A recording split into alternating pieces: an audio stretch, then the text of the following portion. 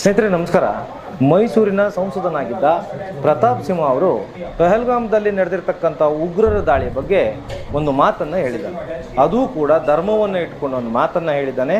ಅದನ್ನು ಕೇಳಿಸ್ಕೊಂಡು ಆಮೇಲೆ ಮಾತಾಡೋಣ ಸ್ನೇಹಿತರೆ. ಈ ನಿರಭಿಮಾನಿ ಜಾತಿವಾದಿ ಬದ್ಧತೆ ಇಲ್ಲದ ಒಗ್ಗಟ್ಟಿಲ್ಲದ ಹಿಂದೂಗಳನ್ನು ನಾ ಕೇಳಲಿಕ್ಕೆ ಬಯಸ್ತೇನೆ. ಆ ಘಟನೆಯಲ್ಲಿ ಕೊಲೆ ಆಗಿರುವಂತಹ ಮಂಜುನಾಥ್, ನೀವು ಮಂಜುನಾಥ್ ಮುಂದೆ ರಾವ್ ಇದೆಯೋ ಶರ್ಮಾ ಇದೆಯೋ ಅಂತ ಅವ್ರು ಕೇಳಲಿಲ್ಲ. ನೀ ಹಿಂದೂನೋ ಅಲ್ವೋ ಅಷ್ಟೇನೆ ಕೇಳಿದ್ರು. ನಿಮ್ ಮುಂದೆ ಮಂಜುನಾಥ ಗೌಡ ಆಗಿದ್ರು ಕೊಂದಿರೋರು, ಮಂಜುನಾಥ್ ಹಿರೇಮಠ ಆಗಿದ್ರು ಕೊಂದಿರೋರು, ಮಂಜುನಾಥ್ ಹಾಲಮತದವನಾಗಿದ್ರು ಕೊಂದಿರೋರು, ಮಂಜುನಾಥ್ ವಾಲ್ಮೀಕಿ ಆಗಿದ್ರು ಕೊಂದಿರೋರು, ಮಂಜುನಾಥ್ ಅಯ್ಯ ಆಗಿದ್ರು ಕೂಡ ಕೊಂದಿರೋರು. ಆದ್ರೆ ಮಂಜುನಾಥ್ ಒಂದು ವೇಳೆ ಮೊಹಮ್ಮದ್ ಆಗಿದ್ದಿದ್ರು ಬಿಡೋರು. ಇದನ್ನ ಅರ್ಥ ಮಾಡ್ಕೊಳ್ಬೇಕು ಈ ಹಿಂದೂಗಳು. ಕೇಳಿಸ್ಕೊಂಡ್ರಲ್ಲ ಸ್ನೇಹಿತರೆ, ಈ ಪ್ರತಾಪ್ ಸಿಂಹ ಹೊಟ್ಟೆಗೆ ಅನ್ನ ತಿಂತಾನೋ ಅಥವಾ ಸಗಣಿ ತಿಂತಾನೋ ಅಂತ ಮೊದಲು ನಾವು ಅವನನ್ನು ಪ್ರಶ್ನೆ ಮಾಡಬೇಕು. ಯಾಕೆಂದ್ರೆ ಇಲ್ಲಿಯೂ ಕೂಡ ಧರ್ಮವನ್ನ ತರ್ತಾ ಇದ್ದಾನಲ್ಲ ಈ ಮನುಷ್ಯ. ಪ್ರತಾಪ್ ಸಿಂಹ ಅವರೇ, ಆ ಸ್ಥಳಕ್ಕೆ ನೀವೇ ಹೋಗಿದ್ರು ಕೂಡ ಅಲ್ಲಿ ನಾನು ಮೈಸೂರಿನ ಸಂಸದನಾಗಿದ್ದೆ, ಮೈಸೂರಿನ ಸಿಂಹ, ನನಗೆ ಪ್ರತಾಪ ಮಾತ್ರ ಅಲ್ಲ ನಾನು ಸಿಂಹನೂ ಆಗಿದ್ದೆ ಅಂದ್ರೂ ಕೂಡ ನಿನ್ನನ್ನು ಹುಚ್ಚು ನಾಯಿ ಹೊಡೆದಾಕಿರೋರು ಉಗ್ರರು. ಯಾಕೆಂದ್ರೆ ಅವರಿಗೆ ಯಾವುದೇ ಧರ್ಮ ಇಲ್ಲ, ಯಾವುದೇ ಮನುಷ್ಯತ್ವ ಇಲ್ಲ ಅವರಿಗೆ. ಅವರು ಮೃಗಗಳು. ಅವರು ಅಲ್ಲಿ ಒಂದು 10-20 ಜನರನ್ನ ಸಾಯಿಸಿರಬಹುದು. ಆದರೆ ನಿಮ್ಮಂಥವ್ರು ಈ ಸಮಾಜದ ಒಳಗಡೆ ಇದ್ದೀರಲ್ಲ, ನಿಮ್ಮಂಥವ್ರು ಕೋಟ್ಯಾಂತರ ಜನರ ಬಾಳನ್ನು ಹಾಳು ಮಾಡ್ತೀರಿ, ಕೋಟ್ಯಾಂತರ ಜನರ ಬದುಕನ್ನು ಸರ್ವನಾಶ ಮಾಡ್ತೀರಿ. ಅಂತಹ ಹೇಳಿಕೆಯನ್ನು ಕೊಡ್ತೀರಿ ನೀವು. ನಿಮ್ದೊಬ್ಬ ಪುಂಗಿದಾಸ ಇದ್ನಲ್ಲ, ಎಲ್ಲೋದು ಅವನು? ಎಲ್ಲೂ ಹೋದ್ರಲ್ಲಿ ಬರೀ ಪುಂಗಿ ಬಿಡೋದೇ ಕೆಲಸ ಅವನಿಗೆ. ಜೀವನದಲ್ಲಿ ಅವನು ಹುಟ್ಟಿರೋದೇ ಸುಳ್ಳು ಹೇಳಕ್ಕೆ ಅಂತ ಅನ್ಕೋತೀನಿ. ಎಲ್ಲೂ ಹೋದ್ರಲ್ಲಿ 1 ಲಕ್ಷ ದುಡ್ಡು ಕೊಟ್ಟರೆ ಸಾಕು, ಬರ್ತಾನೆ, ಭಾಷಣ ಮಾಡ್ತಾನೆ, ದುಡ್ಡು ತಗೋತಾನೆ, ಹೋಗ್ತಾನೆ. ಅವನಿಗೆ ಏನಾಗಬೇಕಾಗಿದೆ? ಯಾವುದೋ ಒಂದು ಭಾಷಣವನ್ನು ನೋಡಿದೆ, ತುಂಬ ಕುಂಗ್ತಾ ಇದ್ದ. ನಾವು ಈಗ ಮೊದಲಿನಂತೆ ಅಲ್ಲ, ನಾವು ಇವಾಗ ನರೇಂದ್ರ ಮೋದಿ ಕಾಲದಲ್ಲಿದ್ದೀವಿ, ಇಸ್ರೇಲಿಂದ ಡ್ರೋನ್ ಬಂದ್ಬಿಟ್ಟಿದೆ, ಯಾರೂ ಕೂಡ ಪಾಕಿಸ್ತಾನದ ಗಡಿಯನ್ನು ದಾಟಿ ಇಂಡಿಯಾಕ್ಕೆ ಬರಕ್ಕೆ ಆಗೋದೇ ಇಲ್ಲ ಅಂತ ಕುಂಗ್ತಾ ಇದ್ದ. ಈಗ ಏನು ಡ್ರೋನ್ಗಳನ್ನೆಲ್ಲ ಸರ್ವಿಸಿಗೆ ಬಿಟ್ಟಿದ್ದೀರಾ? ಅಥವಾ ಡ್ರೋನ್ ಹಾರಿಸೋನು ಬೇರೆ ದೇಶಕ್ಕೆ ಹೋಗಿ ಬಿರಿಯಾನಿ ತಿಂತಾ ಇದ್ದಾರೆ? ಕೇಳಬೇಕಲ್ಲ ನಾವು. ಎಲ್ಲಿ ಹೋಗಿದ್ದಾರೆ ನಿಮ್ಮ ಪ್ರಧಾನಿ? ಏನೋ ವಿಶ್ವಗುರು ವಿಶ್ವಗುರು ವಿಶ್ವಗುರು ಅಂತ ದಿನೆಲ್ಲ ಓಡಾಡ್ತಿದ್ರಲ್ಲ ಹೇಳ್ಕೊಂಡು. ಎಲ್ಲಿ ಹೋದ ವಿಶ್ವಗುರು? ನಮ್ಮ ದೇಶದಲ್ಲಿ ನುಗ್ಗಿರ್ತಕ್ಕಂಥ 4 ಜನ ಉಗ್ರಗಾಮಿಗಳನ್ನು ಹೊಡೆಯೋಕ್ಕಾಗಲಿಲ್ಲ. ಈ ದೇಶವನ್ನು ನಡೆಸ್ತಾ ಇರೋರು 2 ಜನನೋ 3 ಜನನೋ ಅರ್ಥನೇ ಆಗ್ತಾ ಇಲ್ಲ.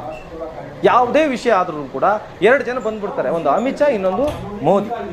ಅದು ಬಿಟ್ರೆ ಅಜಿತ್ ದೋವಲ್ ಅಂತ ಬರ್ತಾನೆ, ಇನ್ಶರ್ಟ್ ಹಾಕೊಂಡು ಬಂದು ಪೋಸ್ ಕೊಡ್ತಾನೆ. ನಾಚಿಕೆ ಆಗ್ಬೇಕು ನಿಮ್ಗೆ.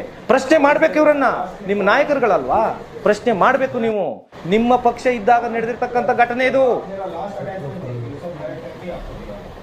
ಸುಮಾರು ಒಂದು 500 ಜನ ಸೇರಿದ ಒಂದು ಪ್ರದೇಶದಲ್ಲಿ ಒಂದು ಸೆಕ್ಯೂರಿಟಿ ವ್ಯವಸ್ಥೆ ಇಲ್ಲ ಅಂದ್ರೆ, ಒಂದು CCTV ಕ್ಯಾಮ್ರಾ ಇಲ್ಲ ಅಂದ್ರೆ ಅರ್ಥ ಏನು?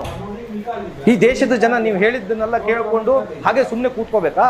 ಯಾರು ಕೂಡ ಪ್ರಶ್ನೆ ಮಾಡಬಾರ್ದಾ? ಏನೋ ಹೇಳ್ತಾ ಇದ್ದೆ, ಪ್ಯಾಂಟ್ ಬಿಚ್ಚಿ ನೋಡಿ ನೋಡಿ ಗುಂಡು ಹಾಕ್ತಾ ಇದ್ರು ಅಂತ. ನೀನು ಹೋಗಿದ್ದೆ ಅಲ್ಲಿ ಪ್ಯಾಂಟ್ ಬಿಚ್ಚಿ ನೋಡಕ್ಕೆ? ಅಥವಾ ಪ್ಯಾಂಟ್ ಬಿಚ್ಚುತ್ತಾ ಇರೋದು ನೋಡಕ್ಕೆ ನೀನು ಅಲ್ಲಿದ್ದ? ಇಲ್ಲಿ ಕೂತ್ಕೊಂಡು ಮೀಡಿಯಾಗಳ ಮುಂದೆ ಮಾತಾಡೋದಲ್ಲ, ಮಾತಾಡಬೇಕು. ನಿನಗೆ ತಾಕತ್ತಿದ್ರೆ ಪ್ರಧಾನಮಂತ್ರಿಯವ್ರನ್ನ ಪ್ರಶ್ನೆ ಮಾಡು. ಯಾಕೆ ನೀವಿರುವ ಒಂದು ಸಂದರ್ಭದಲ್ಲಿ ಈ ಥರ ಘಟನೆಗಳಾಯಿತು? ಯಾಕೆ ಅಲ್ಲಿ ಸೆಕ್ಯೂರಿಟಿ ಇರಲಿಲ್ಲ? ಇಷ್ಟೊತ್ತಾದರೂ ಅವರನ್ನು ಯಾಕೆ ಹೊಡೆದಾಕಿಲ್ಲ ಉಗ್ರಗಾಮಿಗಳನ್ನ ಅಂತ ಕೇಳು. ತಾಕತ್ತಿಲ್ವಾ? ಒಂದು ವೇಳೆ ನೀನು ಹೇಳಿದ ಥರ ವಿಶ್ವಗುರುನೇ ಆಗಿದ್ದಿದ್ರೆ ಇಷ್ಟೊತ್ತಿಗಾಗಲೇ ಉಗ್ರರ ಹೆಣವನ್ನು ನಾವು ನೋಡ್ತಾ ಇದ್ವಿ. ಎಷ್ಟು ಗಂಟೆ ಆಯ್ತು ಇವಾಗ? ಇಷ್ಟು ಹೊತ್ತಾದ್ರೂ ಕೂಡ ನಿಮಗೆ ಆ ಉಗ್ರರನ್ನ ಹೊಡೆಯೋಕ್ಕಾಗಲಿಲ್ಲ ಅಂತಂದರೆ ನಮಗೆ ಸೈನಿಕರ ಮೇಲೆ ಯಾವುದೇ ರೀತಿಯ ನಂಬಿಕೆ ಇಲ್ಲ ಅಂತಲ್ಲ. ಸೈನಿಕರ ಮೇಲೆ ಅಪಾರವಾದ ನಂಬಿಕೆ ಇದೆ.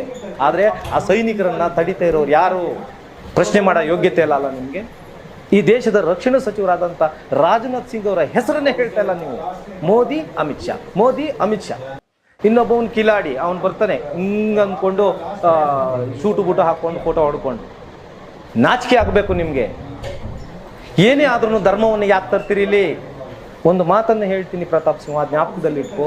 ಎಲ್ಲಿವರೆಗೆ ಮೈಸೂರಲ್ಲಿ ರಾಜರು ಇರ್ತಾರೋ ಅಲ್ಲಿಯವರೆಗೆ ನೀನು ಮಂಡಲ ಪಂಚಾಯತಿ ಮೆಂಬರ್ ಆಗೋಕ್ಕೂ ಕೂಡ ನಿಮ್ಮ ಪಕ್ಷದಿಂದ ಟಿಕೆಟನ್ನು ಕೊಡಲ್ಲ.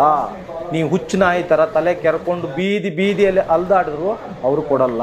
ಯಾಕೆಂದರೆ ಇವತ್ತು ನಿನ್ನ ಟಿಶ್ಯೂ ಪೇಪರ್ ಥರ ಯೂಸ್ ಮಾಡಿ ಬಿಸಾಕಿದ್ದಾರೆ ನಿನ್ನ. ನೀನೇನು ಮಾಡಿದ್ರು ನಿನಗೆ ಒಂದು ಟಿಕೆಟ್ ಸಿಗಲ್ಲ. ಯಾಕೆ ಜಾತಿ, ಯಾಕೆ ಧರ್ಮವನ್ನು ಇಟ್ಕೊಂಡು ನೀನು ರಾಜಕಾರಣ ಮಾಡಕೊಟ್ಟಿದ್ದಿ? ಯಾರನ್ನ ಮೆಚ್ಚಿಸೋಕ್ಕೋಸ್ಕರ ಈ ಥರ ಮಾತಾಡ್ತಾ ಇದೆಯಾ ಅಂತ ಅರ್ಥ ಆಗ್ತಾ ಇಲ್ಲ. ಆದರೂ ಹೇಳ್ತೀನಿ, ಇನ್ನು ಮುಂದೆ ನಿಮ್ಮ ಆಟಗಳು ಎಲ್ಲೂ ನಡೆಯಲ್ಲ. ಯಾಕೆಂದರೆ ಜನ ಪ್ರಶ್ನೆಯನ್ನು ಮಾಡೇ ಮಾಡ್ತಾರೆ. ನಿಮ್ಮನ್ನು ಪ್ರಶ್ನೆ ಮಾಡುವಂಥ ಲಕ್ಷಾಂತರ ಜನ, ಕೋಟ್ಯಾಂತರ ಜನ ಇವತ್ತು ಈ ದೇಶದಲ್ಲಿ ಇದ್ದಾರೆ ಅಂದರೆ ಇದು ದೇಶದ ಮೇಲೆ ಇರ್ತಕ್ಕಂಥ ಪ್ರೀತಿಯ ಹೊರತು ಬೇರೆ ಏನಲ್ಲ. ನೀವು ಹಿಂದೂ ಸಮಾಜ ಅಂತ ಹೇಳ್ಕೊಂಡು ಓಡಾಡ್ತಿರಲ್ಲ, ಹಿಂದೂ ಸಮಾಜದಲ್ಲಿ ಯಾರೂ ಒಗ್ಗಟ್ಟಾಗಿಲ್ಲ ಅಂತ ಹೇಳ್ತಿರಲ್ಲ, ಹಿಂದೂ ಸಮಾಜ ಯಾಕೆ ಒಗ್ಗಟ್ಟಾಗಿಲ್ಲ ಅನ್ನೋದನ್ನು ಹೇಳಬೇಕಲ್ಲ ನೀನು. ನಮ್ಮ ದೇಶದಲ್ಲಿ ಹಿಂದೂ ಸಮಾಜದಲ್ಲಿ ಇರ್ತಕ್ಕಂಥವ್ರನ್ನ ಯಾವ ರೀತಿ ಜಾತಿ ಅಂತ ಒಡೆದು ಹಾಕ್ಬಿಟ್ಟು ಅವ್ರನ್ನ ಹೇಗೆ ನಡೆಸ್ಕೊತಾ ಇದ್ದೀರಿ ಅಂತ ಹೇಳ್ಬೇಕಲ್ಲ ಜನರಿಗೆ. ಯಾಕೆ ಹೇಳ್ತಾ ಇಲ್ಲ? ಈ ಹಿಂದೂ ಸಮಾಜದಲ್ಲಿ ದಲಿತರು ಒಂದು ಚೆನ್ನಾಗಿರೋ ಬಟ್ಟೆ ಹಾಕಂಗಿಲ್ಲ, ಕುದುರೆ ಮೇಲೆ ಹೋಗಂಗಿಲ್ಲ, ದೇವಸ್ಥಾನಕ್ಕೆ ಪ್ರವೇಶ ಇಲ್ಲ, ಕೇಳಿದ್ರೆ ಅವರನ್ನ ಆಚೆ ಇಡ್ತೀರಿ, ಪ್ರಶ್ನೆ ಮಾಡಿದ್ರೆ ಅವರನ್ನ ಇನ್ನೇನೋ ಒಂದು ಹೇಳ್ಕೊಂಡು ಅವರನ್ನ ಅವಮಾನ ಮಾಡ್ತೀರಿ. ಇವ್ರು ಹಿಂದೂ ಸಮಾಜದವರಲ್ಲೋ? ಹಾಗಾದ್ರೆ ಹಿಂದೂ ಸಮಾಜ ಒಗ್ಗಟ್ಟನ್ನು ಒಡೆದಿರೋದು ಯಾರು? ನಿಮ್ಮಂಥ ಅಯೋಗ್ಯರು. ದುಡ್ಡಿಗಾಗಿ ಬಂದು ಮಾತಾಡಿ ಹೋಗ್ತಿರಲ್ಲ, ನಿಮ್ಮಂಥ ಅಯೋಗ್ಯರು ಹಿಂದೂ ಸಮಾಜವನ್ನು ಒಡೆದಿರೋದು. ಹಾಗಾಗಿ ಹಿಂದೂ ಸಮಾಜದಲ್ಲಿ ಒಗ್ಗಟ್ಟು ಇಲ್ಲ. ಅದನ್ನೇ ನಾನು ಇವತ್ತು ಹೇಳ್ತೀನಿ. ಬೇರೆ ಧರ್ಮವನ್ನು ಯಾಕೆ ಹೇಳ್ಕೊಂಬರ್ತೀರಾ? ನಮ್ಮ ಧರ್ಮವನ್ನು ಒಡೆದಿರ್ತಕ್ಕಂಥವ್ರು ನಿಮ್ಮಂಥ ಅಯೋಗ್ಯರು. ಅಲ್ಲಿ ಉಗ್ರಗಾಮಿಗಳು 20 ಜನನೋ 30 ಜನನೋ ಹೊಡೆದು ಹಾಕಿ ಹೋಗಿದ್ದಾರೆ. ಆದರೆ ನಿಮ್ಮಂಥವ್ರು, ನಿಮ್ಮಂಥ ನೀಚ ಮನಸ್ಥಿತಿ ಇರೋರು ಇಡೀ ಸಮಾಜವನ್ನೇ ಹೊಡಿತಾ ಇದ್ದೀರಿ. ಕೋಟ್ಯಾಂತರ ಜನರ ಮನಸ್ಸನ್ನು ಹೊಡಿತಾ ಇದ್ದೀರಿ. ಅರ್ಥ ಮಾಡ್ಕೋಬೇಕು ನೀವು. ಈ ಸಮಾಜ ಅರ್ಥ ಮಾಡ್ಕೊಂಡಿದೆ. ಹಾಗಾಗಿಯೇ ಹಿಂದೂ ಸಮಾಜದಲ್ಲಿ ಒಗ್ಗಟ್ಟಿಲ್ಲ. ನಿಮ್ಮಂಥವ್ರು ಎಲ್ಲಿವರೆಗೆ ಈ ಥರ ಕೆಲಸವನ್ನು ಮಾಡ್ತಾ ಹೋಗ್ತಾ ಇರ್ತೀರಿ, ಅಲ್ಲಿವರೆಗೂ ಹಿಂದೂ ಸಮಾಜ ಒಗ್ಗಟ್ಟಾಗಿರೋಕ್ಕಾಗೋದಿಲ್ಲ. ನಿಮ್ಮಂಥ ಅಯೋಗ್ಯರಿಂದನೇ ಈ ಥರದ್ದಾಗಿದ್ದು. ಹಾಗಾಗಿ ಹೇಳ್ತಾ ಇದ್ದೀನಿ, ಇನ್ನು ಮುಂದೆ ಎಲ್ಲಿಯೂ ಕೂಡ ನಿನ್ನ ಈ ಮುಖವನ್ನು ಇಟ್ಕೊಂಡು ಧರ್ಮ, ಜಾತಿ, ಅದು ಇದು ಅಂದ್ಕೊಂಡು ಬರಬೇಡ. ಜನ ಸಿಕ್ಕಲ್ಲಿ ಏನೇನು ಮಾಡ್ತಾರೆ ನನಗೆ ಗೊತ್ತಿಲ್ಲ. ಜನರ ತಾಳ್ಮೆಯನ್ನು ಪರೀಕ್ಷೆ ಮಾಡ್ತಾ ಇದ್ದೀರಾ. ನಿಮ್ಮ ಯೋಗ್ಯತೆಗೆ ನಿಮ್ಮ ನಾಯಕರನ್ನು ಪ್ರಶ್ನೆ ಮಾಡುವಂಥ ಒಂದು ಅಧಿಕಾರಿಕೆ ಇಲ್ಲ ನಿಮಗೆ. ಬಂದ್ಬಿಟ್ಟು ಮೀಡಿಯಾದ ಮುಂದೆ ಪೋಸ್ ಕೊಡೋದಾ? ನೀನು ಪ್ರತಾಪ್ ಸಿಂಹ ಅಲ್ಲ, ಪೇಪರ್ ಸಿಂಹ ಆಗೋಕ್ಕೂ ಯೋಗ್ಯತೆ ಇಲ್ಲ ನಿನಗೆ. ಈ ನಾಡಿನ ಜನತೆ ಪ್ರಜ್ಞಾವಂತರಿದ್ದಾರೆ. ನಿಮ್ಮಂಥವ್ರಿಗೆ ತಕ್ಕ ಪಾಠವನ್ನು ಕಲಿಸುವಂಥ ಕೆಲಸ ಖಂಡಿತವಾಗಿಯೂ ಮಾಡ್ತಾರೆ. ಅಯೋಗ್ಯರ ಒಳ್ಳೆ ಕೆಲಸ ಮಾಡೋದ್ರ ಕಡೆ ಗಮನ ಕೊಡ್ರು. ಪ್ರತಾಪ್ ಸಿಂಹ, ಮಾನ ಮರ್ಯಾದೆ ಇದ್ದರೆ ಇನ್ನು ಮುಂದೆ ಇಂಥ ಹೇಳಿಕೆಗಳನ್ನು ಹೇಳೋದು ಬಿಡು. ನಿನ್ನಂಥವ್ರಲ್ಲ, ನಿನ್ನ ನಾಯಕರನ್ನೇ ಬಿಡಲ್ಲ ನಾವು. ನಿಮ್ಮ ನಾಯಕರನ್ನೇ ಪ್ರಶ್ನೆ ಮಾಡ್ತೀವಿ ನಾವು. ಆ ಹಕ್ಕಿದೆ ನಮಗೆ. ಈ ದೇಶದಲ್ಲಿ ಹುಟ್ಟಿದ್ದೀವಿ, ನಾವು ಕೂಡ ಹಿಂದೂ ಸಮಾಜದಲ್ಲೇ ಹುಟ್ಟಿದ್ದೀವಿ. ಆದರೆ ನಿಮ್ಮಂಥವರ ದಬ್ಬಾಳಿಕೆಯಿಂದ ಈ ಹಿಂದೂ ಸಮಾಜ ಒಡೆದು ಹೋಗಿದೆ. ಜನರೇ ತೀರ್ಮಾನ ಮಾಡಲಿ ನಿಮ್ಮಂಥವ್ರನ್ನ. ನಮಸ್ಕಾರ.